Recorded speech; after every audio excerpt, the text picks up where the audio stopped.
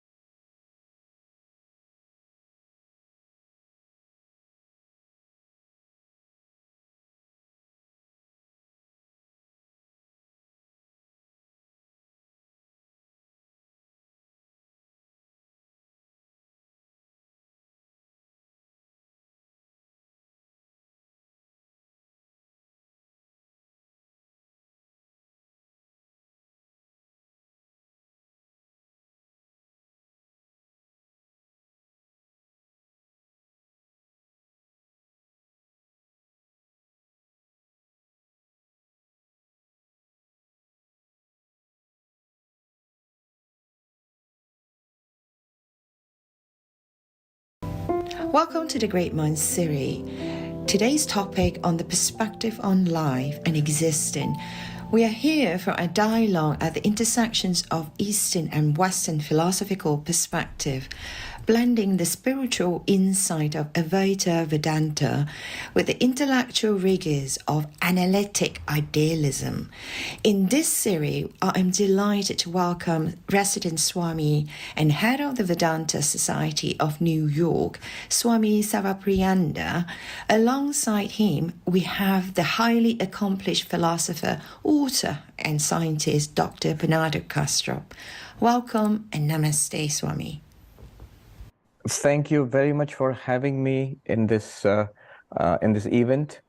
And it's an honor to be with Bernardo and Ivy and Sam, and with the rest of you who are in our live audience.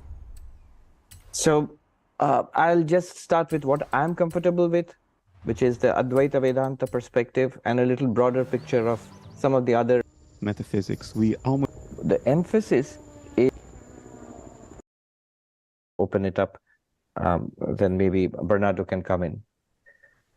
So Advaita Vedanta is one of the many schools of ancient Indian philosophy. It's based on the Vedas, which are the foundational texts of Hinduism. In the Vedas, there are these texts called the Upanishads, which give us sort of the final or the highest conclusions of Vedic Hinduism. And based on the Upanishads, all these, the orthodox schools of Hindu philosophy have developed over millennia. So the term Vedanta itself refers to the Upanishads, the source of spiritual knowledge called the Upanishads. Advaita Vedanta is one of the schools of Vedanta, but I would dare say it's sort of preeminent because of certain reasons which make it peculiarly sort of acceptable to the modern mind. There is little to no theology there, and the emphasis is on experience and reason. So Advaita Vedanta gives tremendous emphasis, importance to life as we experience it. and then uses reason to come to its conclusions. Just like all the other schools of Indian philosophy, whether Hindu, Buddhist, Jain, all of these ancient schools, the purpose was more or less the same. How do we overcome suffering? How do we attain fulfillment in life? So very practical purpose. But they very soon realized that they must have a current view of reality in order to achieve their aims, and especially a view of who or what is it that is seeking to overcome suffering and attain fulfillment. And the moment they focused on the self, the one which is trying to attain fulfillment and go beyond suffering, immediately they came upon the question of mind and consciousness. So mind and consciousness became a central question of Indian philosophy from the very beginning. From the Upanishads itself, these questions have come up. For example, one of the Upanishads goes right to what we might today call the hard problem of consciousness. It's called the Kena Upanishad, and it starts with a question. Most of these Upanishads are in the form of dialogues. So it starts with a question: what is it that gives us this experience of seeing, hearing, smelling, tasting? What is it that enables us to speak? What enables the mind to think thoughts, and so on? So basically, what is it that's powering our first-person experience of life? Just imagine, thousands of years ago, it starts with this question, and it straight away answers that it is consciousness. And then it talks about the nature of consciousness and how we know this nature of consciousness, and that's what sets us free from unhappiness or sorrow. The conclusion of Advaita Vedanta was that we are, in a sense, profoundly mistaken about our own nature.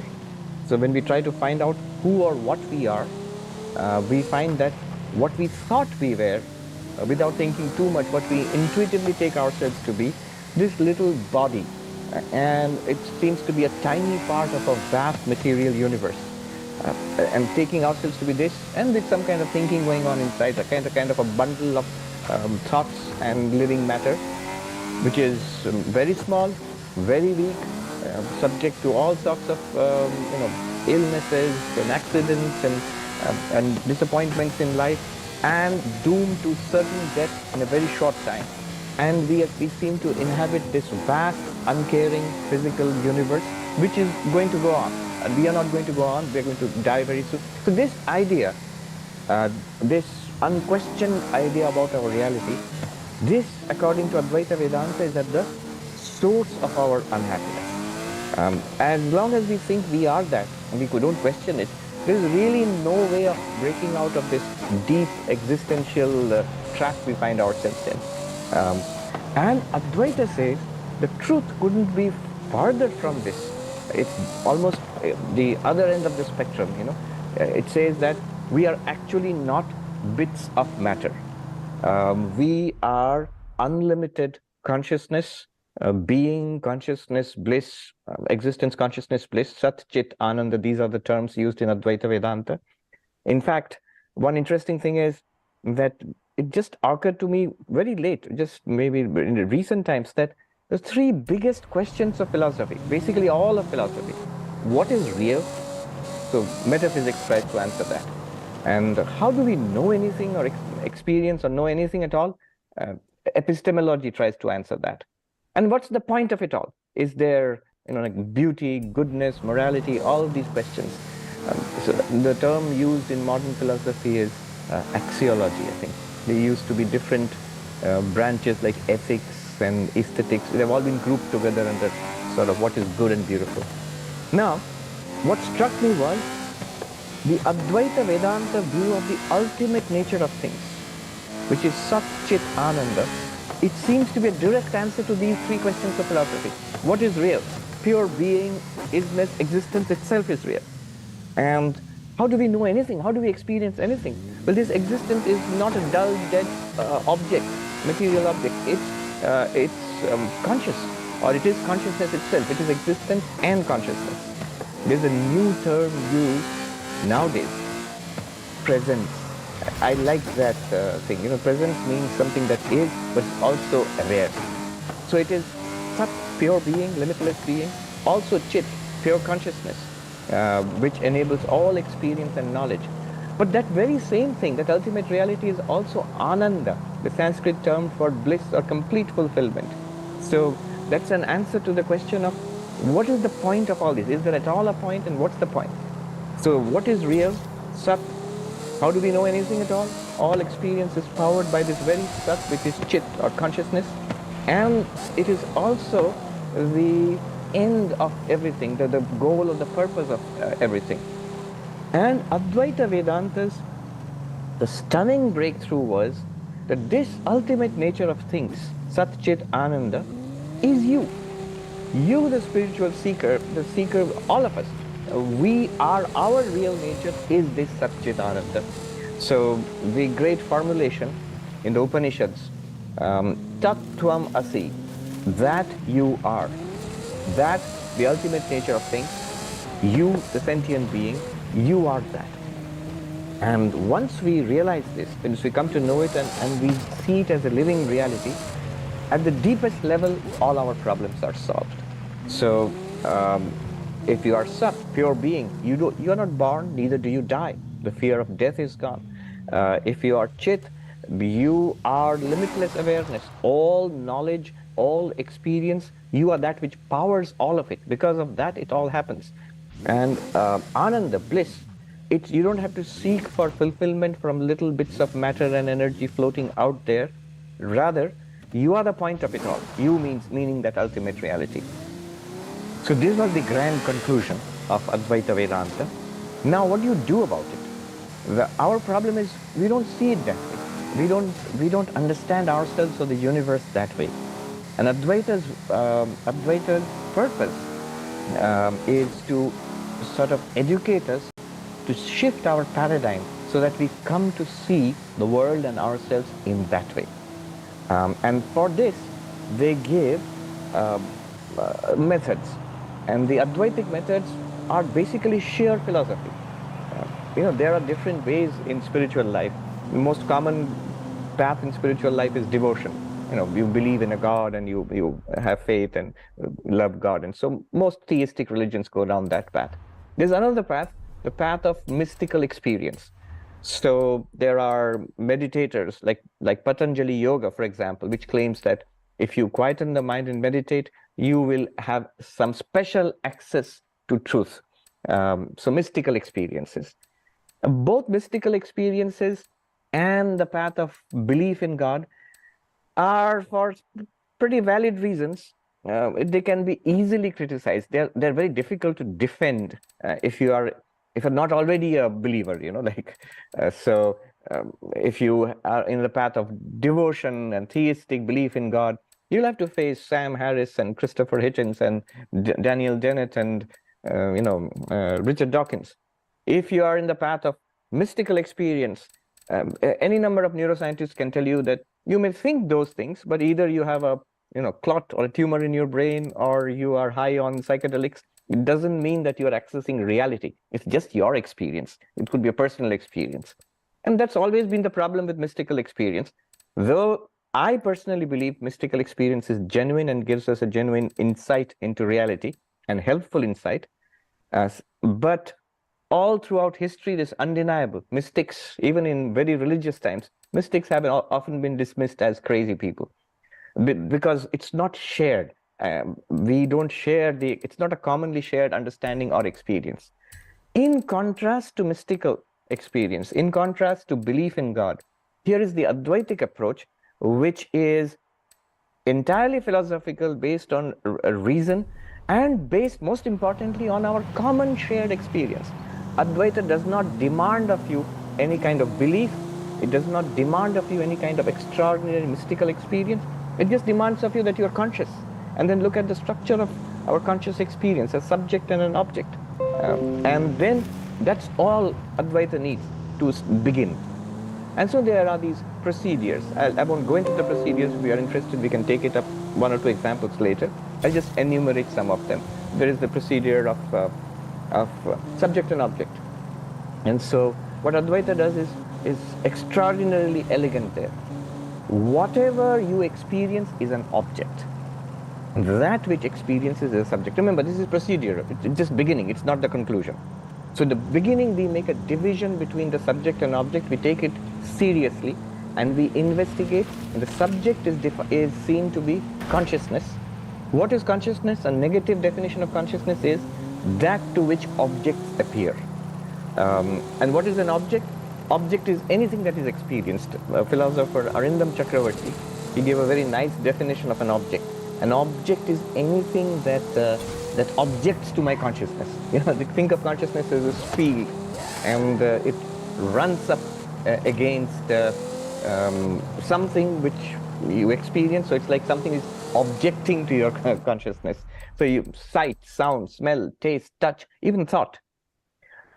Now, when we make this division that whatever you experience is an object, very soon we begin to see that the things we experience in the world out there, they are objects. Nobody denies that. But then our body is an object too. We can see our body, touch, smell, taste our body. We can investigate it with any kind of medical instruments and all of that. And even more stunning, even mind is an object. So thoughts, feelings, emotions, and clearly objects come in two varieties. One is a publicly shared, you know, what you can see around you, and one is a first-person private set of objects called memories, thoughts, you know, pleasure and pain, the very personality itself. So it's why Advaita Vedanta makes a clear distinction between mind and consciousness on the basis of this analytical knife, you know, that mind is also something that appears to consciousness. And therefore, consciousness is just that which illumines all objects. If somebody asks, tell me one thing which consciousness does. Well, it does give us the experience of life itself. I know Christoph Koch named his book on consciousness that, you know, the experience of life itself. First person experience is what consciousness does.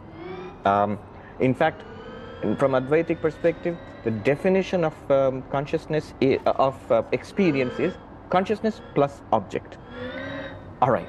So this is the first step in Advaita Vedanta. Multiple processes are there, seer and the seen, or the 5 levels of the human personality, the Panchakosha, or the waking, dreaming, deep sleep. All of these are procedures to make us appreciate that I am consciousness. I am not a bundle of flesh and thought, but I am consciousness to which appears this entire universe. Now this is just the first step in Advaita. The second and the last step will be, we ask ourselves this question, yes, I am consciousness to which the whole universe is appearing. Now the subtle question is, what are these objects which appear to us? Are they distinct? Are they exterior to consciousness? Or are they in some sense interior to consciousness? Now, like for example, we think that this world is outside me, which would be true if we see it from the perspective of the body. But both the world and the body are experienced in thought, and thoughts are also experienced in consciousness.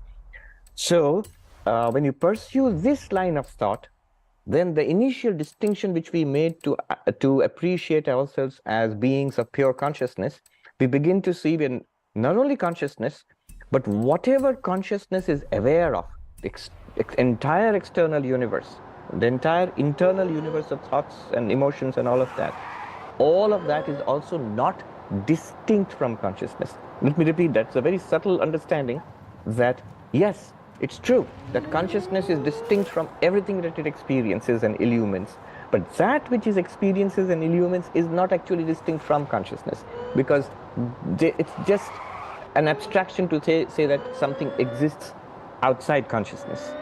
One more subtle point I'll make here, and then I'll just wrap up.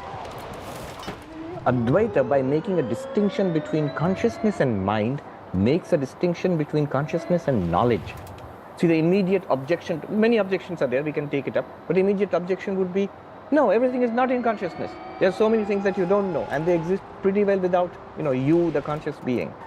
The thing is, everything exists in consciousness either as a tiny slice of what we know, or the rest of it as unknown. The universe appears to consciousness as little bits of knowing and vast seas of the unknown. A good example is our dreams. We don't doubt that whatever we dreamt and whatever was in the world of dreams was dreamt up by this dreaming mind. But phenomenologically, in the dream, just think how it feels. It feels like I know a little bit, I'm in part of a vast world, many things are going on all around me, and I know a little bit which I'm seeing, hearing, and all of that. So the entire world of dreams falls into two parts, which the person in the dream a little bit, which that person knows, and the rest of it is unknown. But when we wake up, all of that was in the dreaming mind. Similarly, Advaita says the entire universe is an object, known and unknown, appearing in consciousness, not distinct from consciousness, not constituting a countable second to consciousness. So it's not actually a second entity apart from consciousness, just as waves are not a countable second apart from water. I mean, you can't count 10,000 waves and water. The moment you say water, all those 10,000 waves are nothing but water. Similarly, all the universe, known and unknown, is nothing but consciousness appearing to itself as its own objects, and therefore not two, non-dual, Advaita. And then the rest of it can be worked out. If this can be seen as a living reality, if our paradigm really shifts to this, then you begin to see how, at least at a deep existential level, our problems are solved. We are immeasurably greater than what we thought we were. And from that perspective, the little life of the body, its ups and downs and its death, are not such enormous disasters as we thought they were, you know. So, yeah, let me rest at that. You know, Advaita is, in one sense, very simple, easy to summarize, because all you need to say is that you are that. Yeah. So this is the classical view, but we need to engage with modern philosophy of mind and science and other schools of thought. I could sit here and listen to you all day. In less than 20 minutes, I think, with absolute clarity, you just summarized the key to life. And you know, when you come from the woes of Western culture today, and you're facing that all the time, to be confronted with the clarity and simplicity of what is like drinking a glass of water after 3 days in a hot desert. Once, many years ago, I was accused of plagiarizing the Upanishads. And I decided to have a look. I mean, if I was doing that, it was not malicious at all. I didn't want to hijack anybody's culture or philosophy, but I did have a look. I was curious, and it was correct. I was plagiarizing many of the ideas in the Upanishads innocently, without maliciousness and without knowledge. Of course, there is a lot more in the Upanishads than anything I would ever be able to say. The Upanishads have multiple layers of meaning. There is a richness of nuance and subtlety that in the West was perhaps only vaguely approached by the Jungian concept of circumambulation. When you go around the same point, looking at it from different vantage points, so to absorb the entire meaning and significance of what one is trying to hint at. So that experience also sort of put me back in my place as a Western analytic philosophy regarding what I could ever hope to achieve. And it reassured me a lot, because when you are one of very few people in the culture that are actively going against the mainstream thinking, of course there are days you wake up and you have self-doubt. It's like, this to me is so obvious. How come so many people disagree? I mean, am I crazy? Am I failing to see something here? And the reassurance of texts written, well, at least verbally articulated 3,500 years ago, is just about the best reassurance a human being can get. You sort of relax into your own thoughts, and you know that you are in good company. So my respect for Hinduism has grown significantly, to the point that I started reading about the history of Hinduism.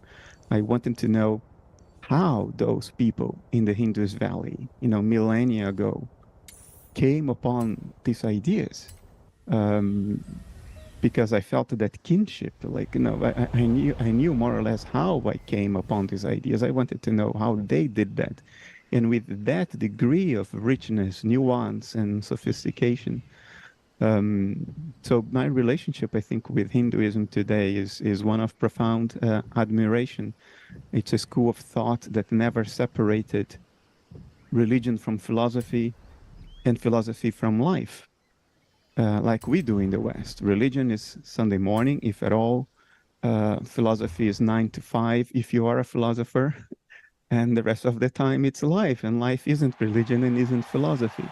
It's our analytical tendency to try to categorize and put everything in a separate drawer that leads to this schism in the way we relate to ourselves and the world, in which everything is compartmentalized and separate. So that informed me quite a bit, and for this reason I'm delighted to listen to you today, Swamiji. If someone would have told me 10 years ago that I would be here today with you, I would first not have believed. And if I would have believed, my mind would have blown. So it's a good thing. Now I'm more mature. I can take this without blowing my mind so much. Thank you for that, Bernardo. I read one book of yours, Why Materialism is Baloney, and I learned, as I was reading, I was learning, see, this is the important thing,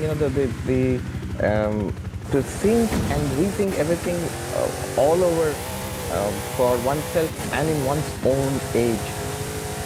So, for example, I learned that the peculiar inversion which the dominant materialist paradigm plays on us. So if you talk about spirituality, if you talk about consciousness only, or some form of idealism, you are already at a disadvantage, because it seems you are saying something strange and the burden of proof is upon you. Whereas it is materialism. If you push it a little further, for example, what Bernardo, and I'm taking this entirely from his work, what struck me was, yes, it's true. Instead of idealism, which is making some crazy claim that the world is in consciousness, rather it is materialism which is making that claim. If from the materialist worldview, the entire universe, it actually exists in your head.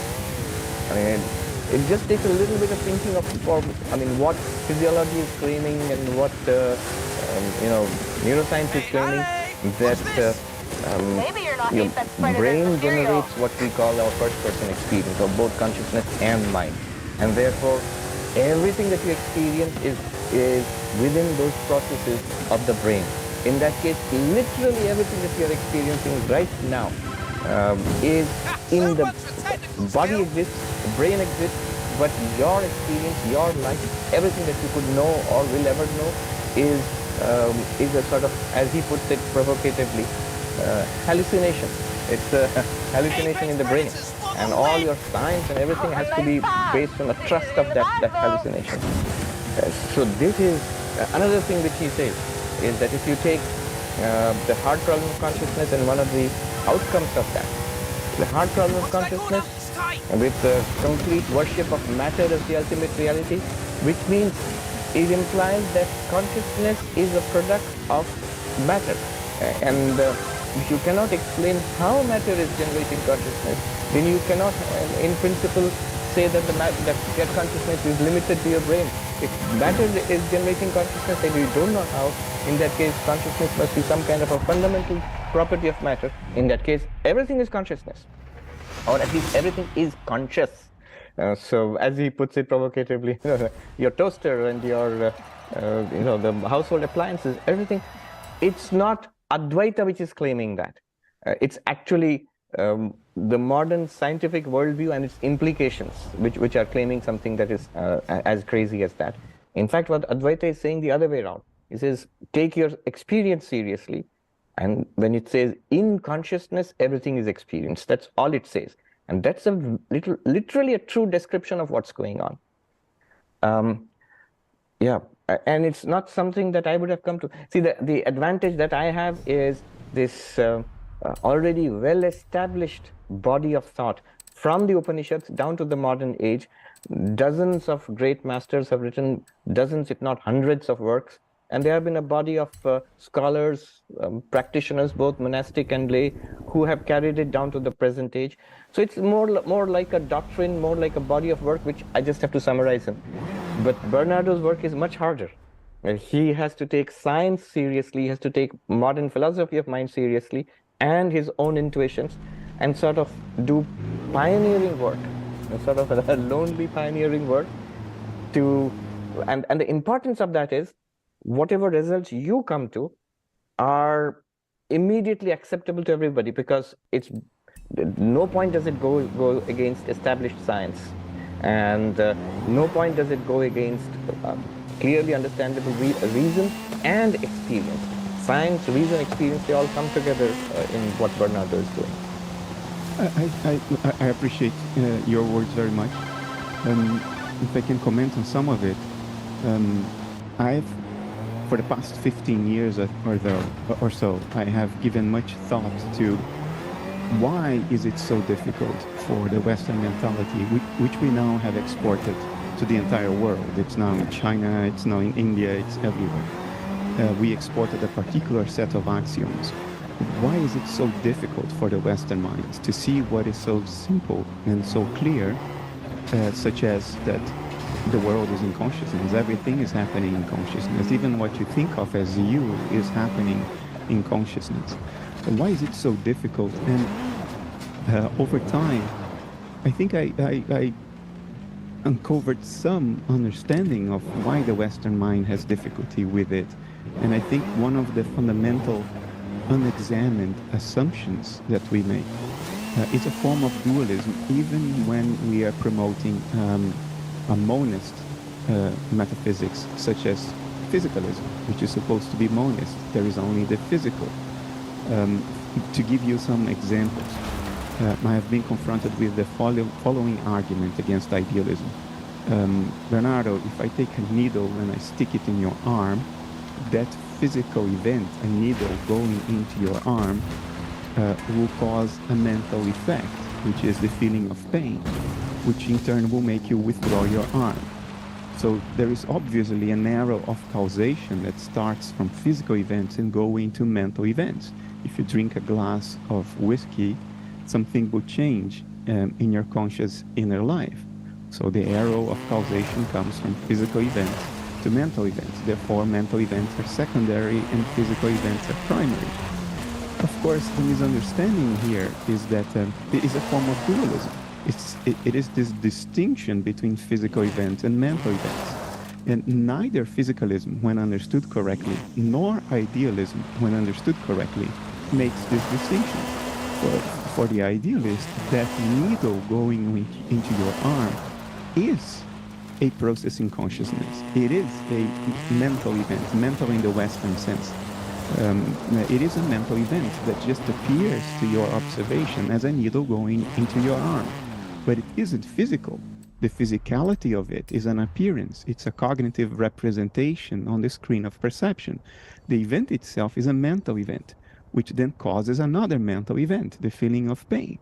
But it's very difficult for the Western mind to sort of re-examine its deepest assumptions and realize that a lot of things we take for granted about what's going on, those very things are what is being questioned and what needs to be questioned for us to get to some form of sanity. And there are many other examples of this that I see all around me, like even one of the names you cited, Sam Harris. He was in a podcast, I think last year or the year before, and he was asked by Lex Friedman about idealism. And he gave a dismissive reply based on the notion that it's absurd to think that the entire universe is in your mind. Well, it is absurd, but that's not what idealism says. Idealism is not saying that the entire universe is in your personal mind, corresponding to that entity in consciousness called the body. What idealism idealism says is that the world is a mental process. So a mental in the Western sense, in the West, mind and consciousness, they both arise from the Greek psyche, which also means soul. So we don't have introspective, we haven't had historically enough introspective sophistication to come up with the different words for the different aspects of what we are talking about. So forgive my coarse language. I use the word mental in the Western sense, meaning conscious process as well. So the world is mental in that sense. It's a process in consciousness, but not in your ego alone, not in your individual mind alone. There is a transpersonal form of consciousness that, in fact, you are that. You don't think you are that, but the thing you think you are is a segment of that transpersonal form of consciousness. Therefore, the world is really out there from the ego's perspective. It's not under the control of the ego's whims and fantasies. It's really external in that sense, but it is nonetheless still mental. Just like the thoughts of another person are external to your personal mind, but they are still mental, and you can't control them, but they are still mental. So these subtle, simple understandings is what catches the Western mind, because it doesn't investigate what it doesn't know it's doing. If it doesn't know it's making these a priori assumptions, it can't investigate them, it can't critically examine them. And that colors everything else that the Western mind is trying to make sense of, and leads to all kinds of misunderstandings, like Sam Harris misunderstanding idealism as a form of solipsism. And that's a great tragedy.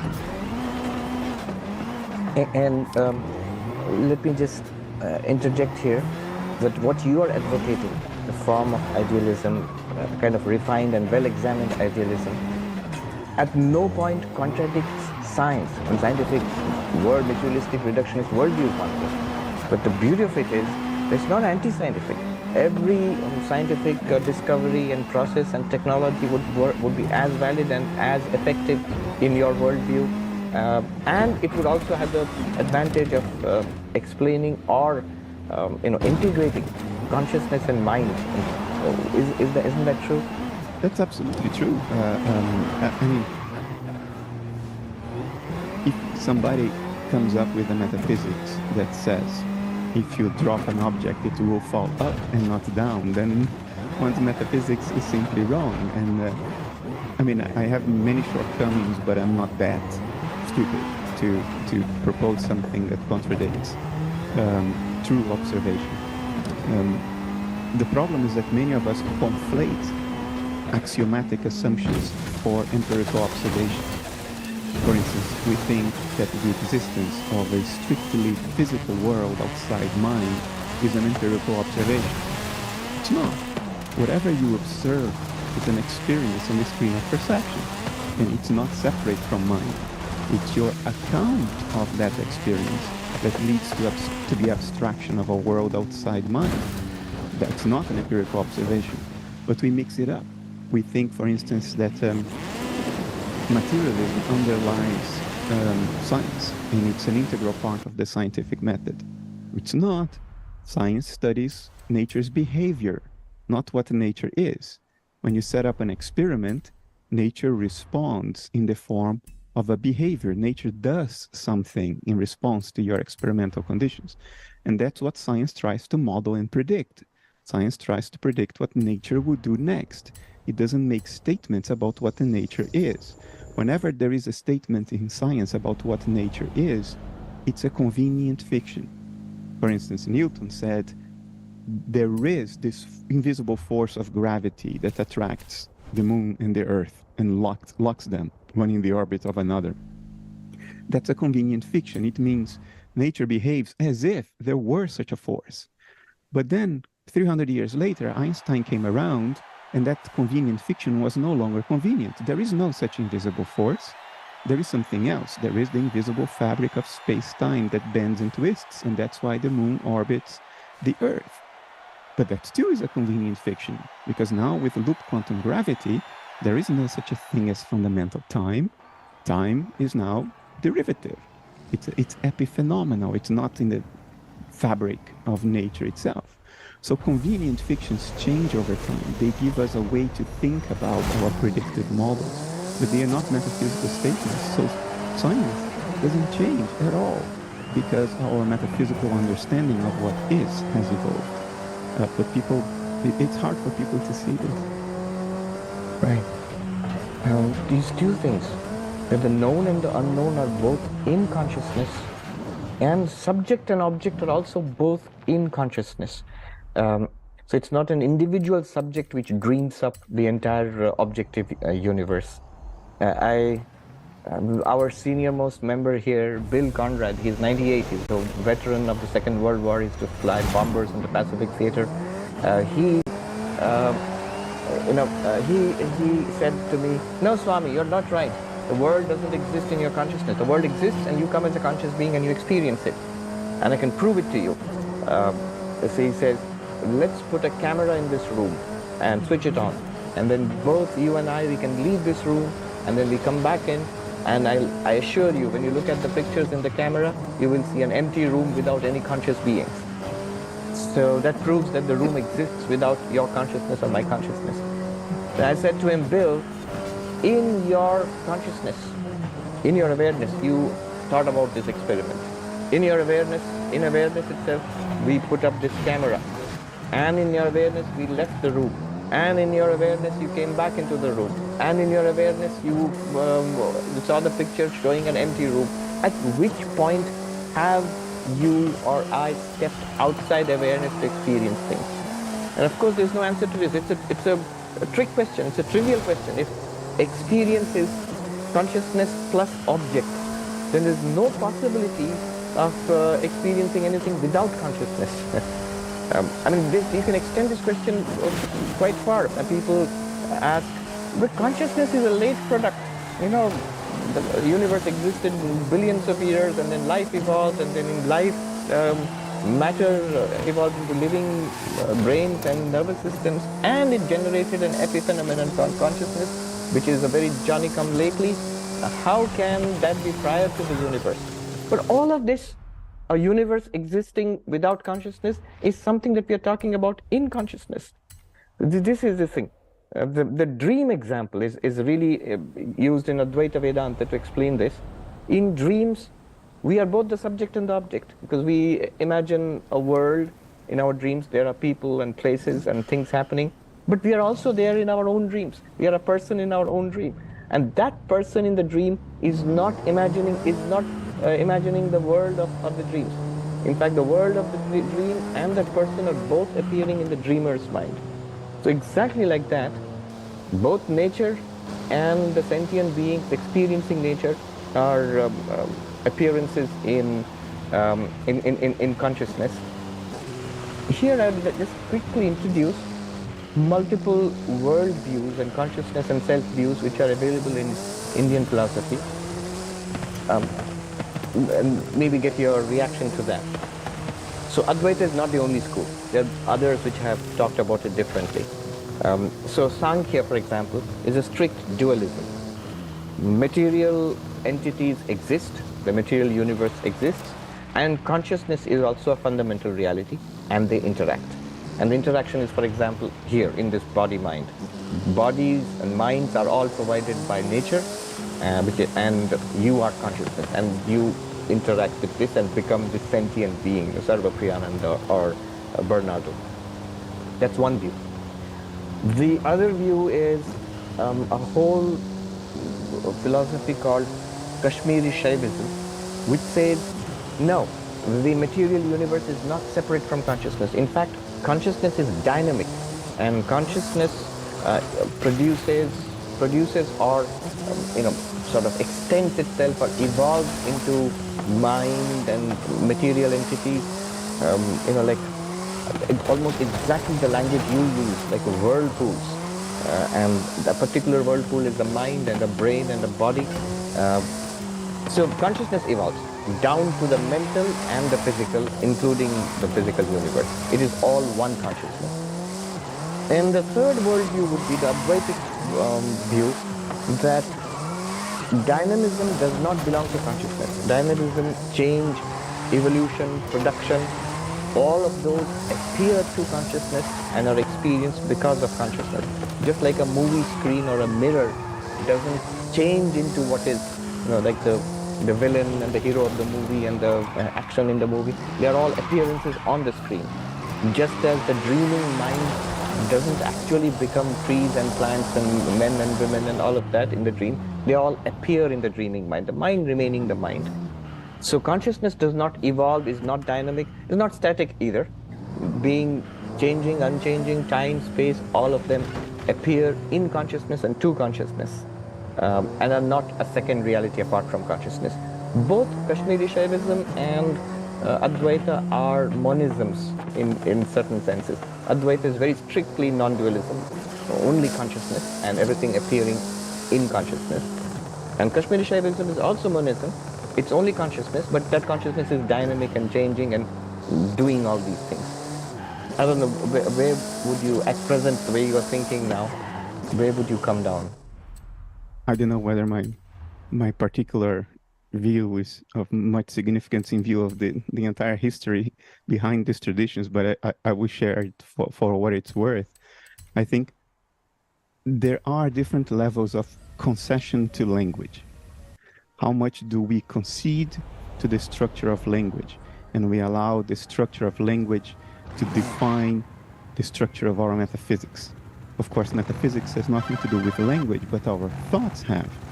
And therefore, when we think about metaphysics, we almost unavoidably impart on our metaphysics the structure of our language, because we think in language. So how far is one willing to concede to that linguistic structure? I think dualism makes a lot of concessions to linguistic structures, because in language you have verb and noun, action and existence. You have subject and object, the experiencer and the thing experienced. You have past and future. So language is filled with this seeming dualisms, which exist experientially.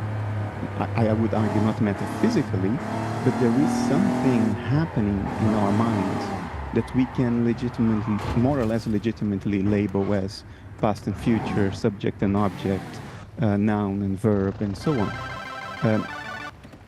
If we concede that, then a form of dualism is acceptable, although not ultimately true.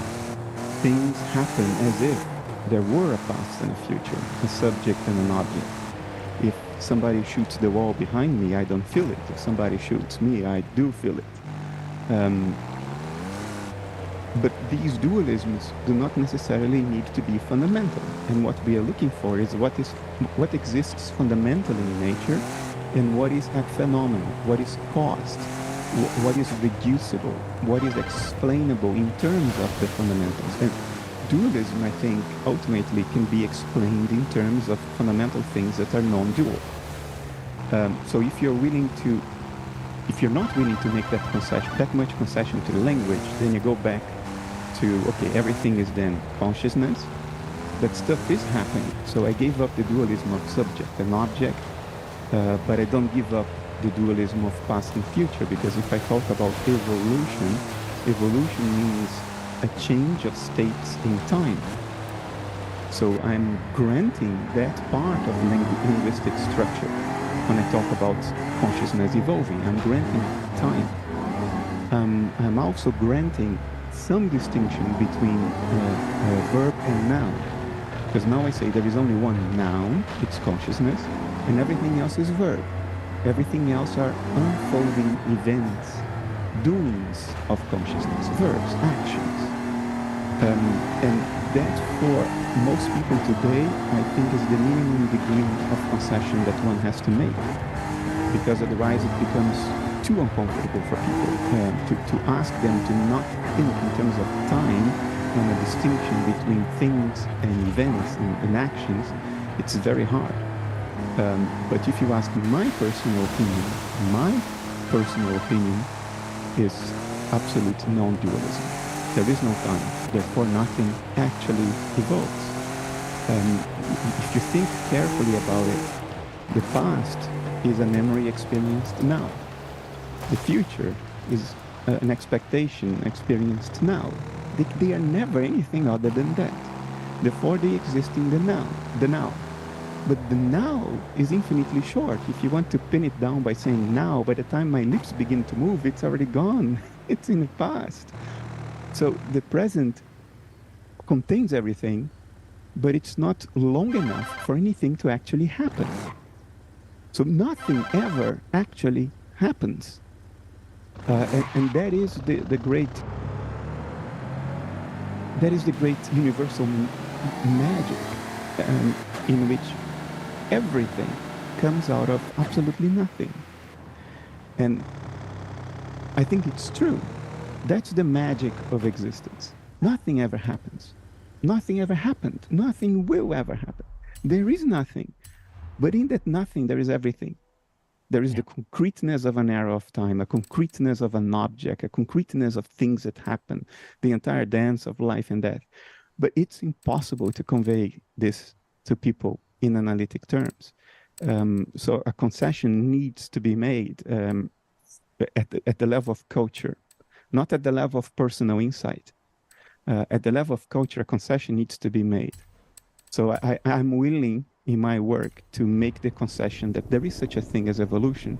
And it's not an insincere concession, because I think in eternity, outside of time, there is something ineffable that when projected onto time, we call evolution.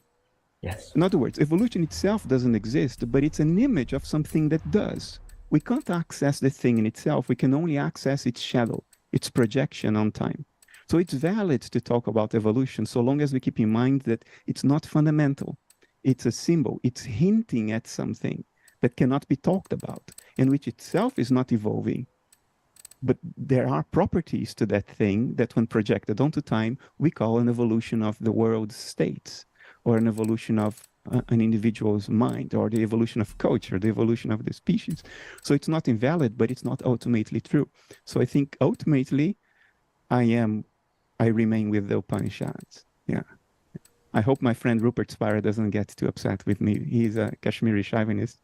But I think ultimately, yeah, it's the Upanishads. I think people in Indus Valley 3,500 years ago hit upon something that is hair-raisingly undeniable, but is very difficult to talk about. Yes. Beautifully put. I couldn't put that better myself. But when you say nothing exists, the Advaitin would sort of jump in and there and would like to say, well, but Bernardo is not talking about nihilism. The way Advaitin would put in is no thing exists. Yeah. So yeah, these discrete changing bits of matter, time, space, they are not ultimately real. And it's also interesting, the concession that Bernardo is making to, in a way, it's a concession to practicality also. And that is something that the great non-dualists, they also came to this idea that even when you teach non-dualism, you must make a space for what they call conventional truth or relative truth. Even the great Nagarjuna, the Buddhist teacher of emptiness, he says that the Buddha taught two truths, an absolute truth and a conventional truth. And then he says, without resorting to conventional truth, nobody comes to that absolute truth. So all your science, philosophy, society, everything takes conventional truth seriously. Even spirituality takes conventional truth seriously in order to come to the insight of non-dualism. It's also interesting that in the history of Indian philosophy, so early on there were these absolute realists, the Nyaya school, which thought that there's a physical separate world out there, and of course there's God and there are selves, and language is that which reveals reality. For them, language is trustworthy because it reveals reality. And then all the subsequent schools, whether the Kashmiri Shaivas, the Buddhists, and the Advaitins and all, they all built upon criticizing this naive realist view of the Naiyayikas. They became suspicious of language.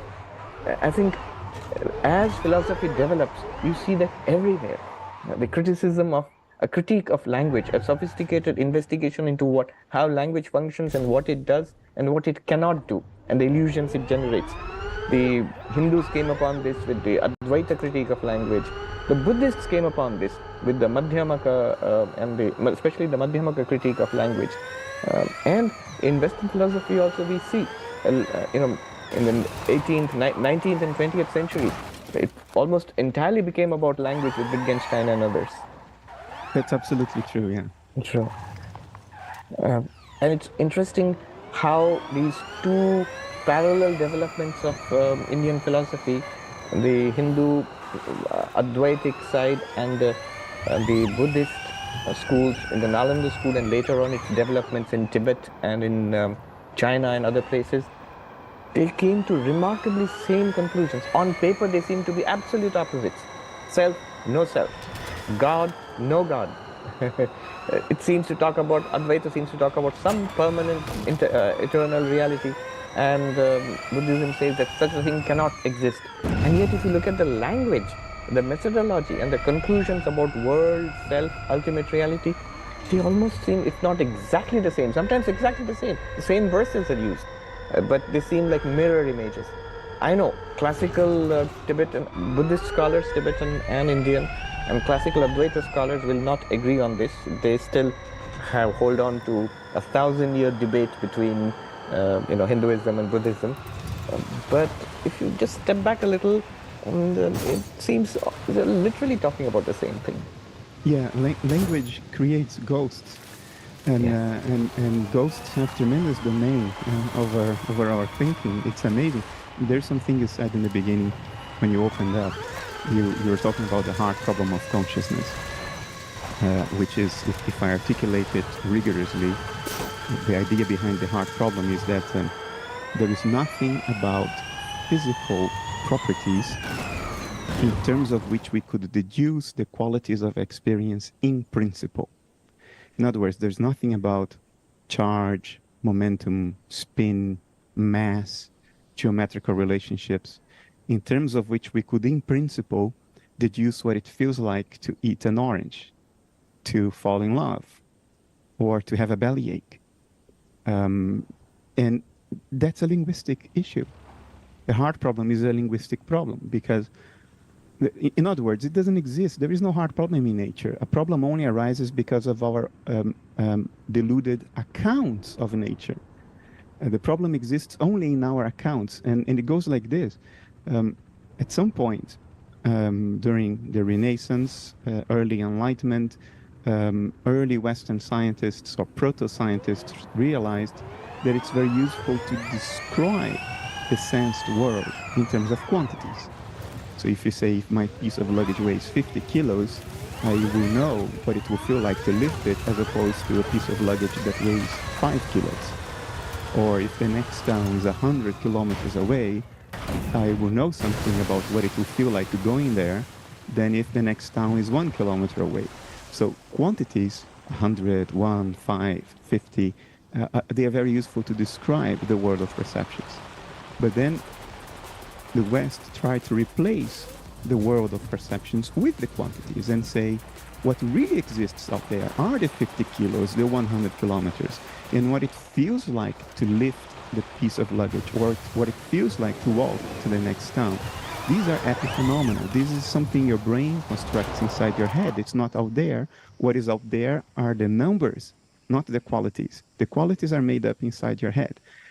And then we get confused when we cannot, in principle, deduce the qualities from the numbers. Now, why is that? It's a linguistic problem because the numbers only have meaning in the context of the things they describe. The difference between 5 and 50 kilos only has meaning given the feeling of lifting the piece of luggage. The difference between 100 or 1 kilometer only has meaning given the experience of walking to the next town. But if you say the numbers precede the experience, in other words, the numbers have to exist prior to the thing the numbers describe, then the semantic reference that gives the numbers their meaning disappears. And now you have numbers floating in a vacuum. They mean nothing. And if they mean nothing, of course, you cannot deduce anything from them. ergo the hard problem. It's so silly. You know, we come up with stuff that only has meaning in a context. Then we remove this stuff from their semantic context. And we get surprised that they don't have meaning, that we can't deduce anything from them. Mm. It's just language. I mean, Yeah. one day people will look back at our dilemma today and they will laugh and they will think, how did these idiots come to this nonsense? How could they believe? How could they be so confused? I think I never thought of it that way. What you did was actually more rigorous and more precise pointing out of the problem. I saw sort of a simpler description of this. The philosopher Galen Strawson, he wrote this article, The Hard Problem of Matter, sort of half serious, half cheeky in the New York Times. And there he said that, you know, the hard problem exists only because we have made up our minds everything is matter. And now we can't imagine how the matter in the brain generates consciousness, ergo the hard problem. Yeah. So he says really the real hard problem is what is matter, because matter appears to consciousness, and then when you investigate what matter is, it vanishes. It's continuously vanishing before our very eyes. But what you did was, it's a more precise philosophical analysis of it. Yeah. I'm forced into this, into being very explicit and precise. Otherwise, my colleagues just say that, oh, okay, Bernardo is an idiot. So I have to come up with this stuff. But what did I want to say? Yeah. We confuse empirical experience with abstraction. We think abstraction is an empirical given. And for instance, when it comes to the word matter that you just used, there are two things that we mean by that word. One is colloquial matter. For instance, my bottle here is made of matter.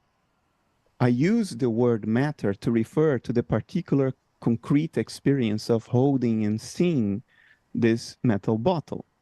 So there is colloquial matter, meaning the contents of the screen of perception, which of course are mental.